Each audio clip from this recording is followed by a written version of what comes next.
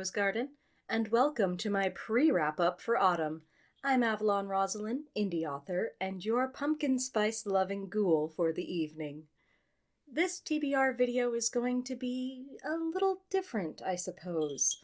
I often find that when I give myself a list of books and a deadline to read them, I burn out quickly and don't fully enjoy the books I'm reading because I'm worried about getting all the pages read and my thoughts written up before the deadline is reached.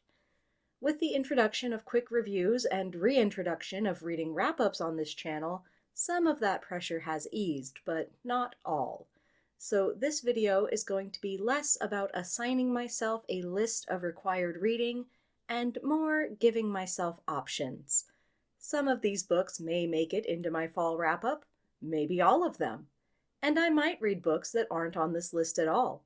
It all just depends on what I feel like doing as I embrace being a chaotic mood reader. First of all, I do have a supporter request to read The False Prince by Jennifer A. Nielsen. This is the first in a series that definitely gives me Fire Emblem meets Anastasia vibes. It follows Sage, an orphan boy who must compete against two others to be chosen to impersonate the king's long-lost son and prevent civil war. There definitely seems like there will be a lot of political intrigue and plots and backstabbing, and maybe some dark academia vibes. Next on my list of absolute must-reads this season is Friend of the Damned, the first book in the Runner Owen series by my friend Vincent Lore. This is a Victorian supernatural mystery centering a trans man lead, and I struggle to think of anything that could be more up my alley. I've had my eye on this one for a while, and I am committing to reading it this fall. Similarly, Hymn of Memory is how I found another of my author friends, S. Jean, whose book The Devil in the Woods has a full review video on this channel.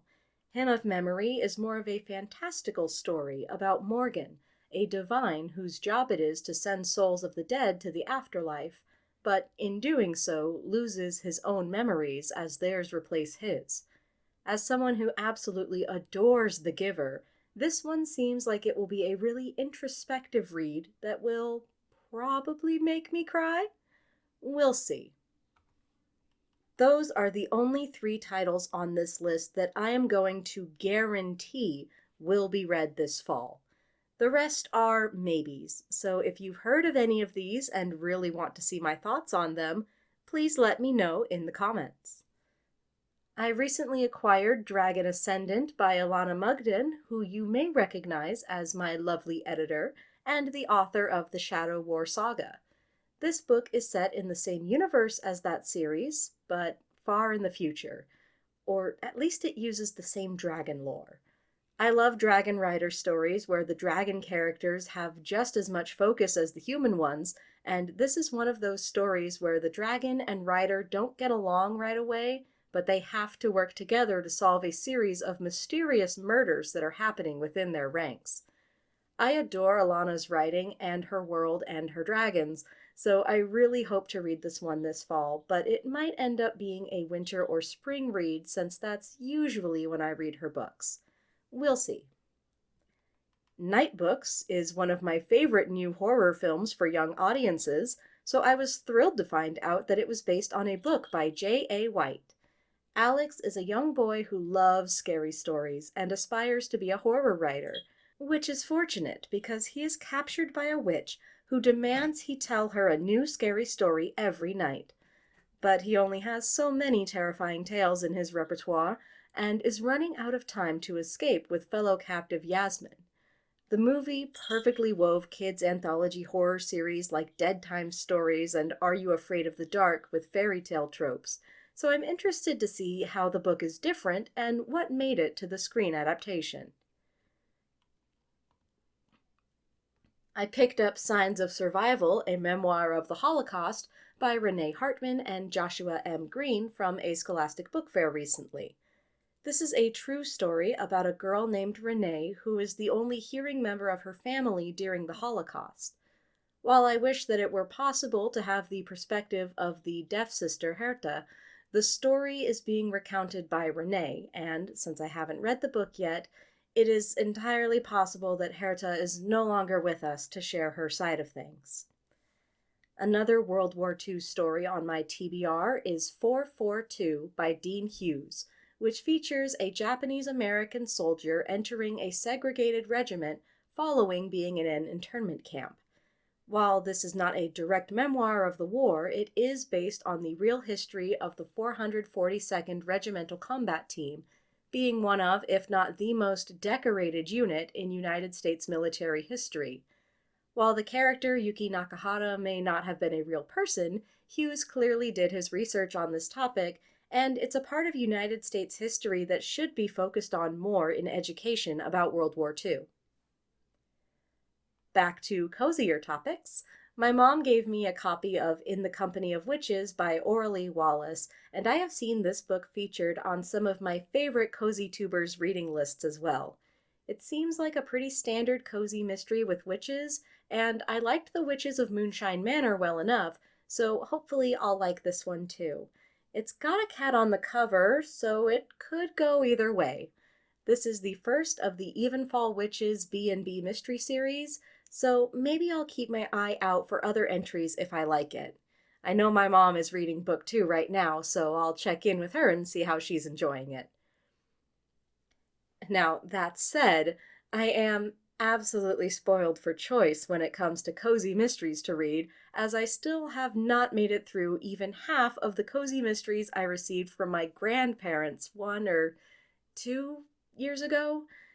Even after donating the series that I didn't care for, I still have 8 more to try.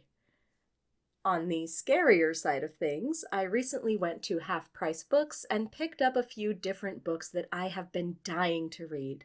The Only Good Indians has been highly recommended by a lot of the booktube channels that I watch, and I'm just going to share a bit from the blurb.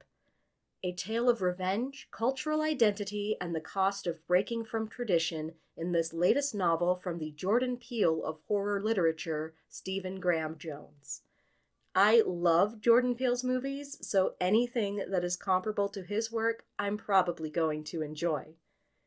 And a horror author who has become a must-read for me, Grady Hendrix, is on this TBR, of course. I have 2 books from him that I need to read. Paperbacks from Hell, which is a non-fiction look at the cover art of horror pulp fiction, and the novel How to Sell a Haunted House. And what is fall without dark academia vibes and classics? I recently picked up copies of The Odyssey and the complete works of Shakespeare from a used bookstore in town that are absolutely lovely, with their old leather-bound spines that crack when opened. Oh yes, I will definitely have to give those a go, even if I doubt I'll be able to finish them. I also want to reread The Lord of the Rings, or at least The Fellowship of the Ring, this September for Hobbit Day.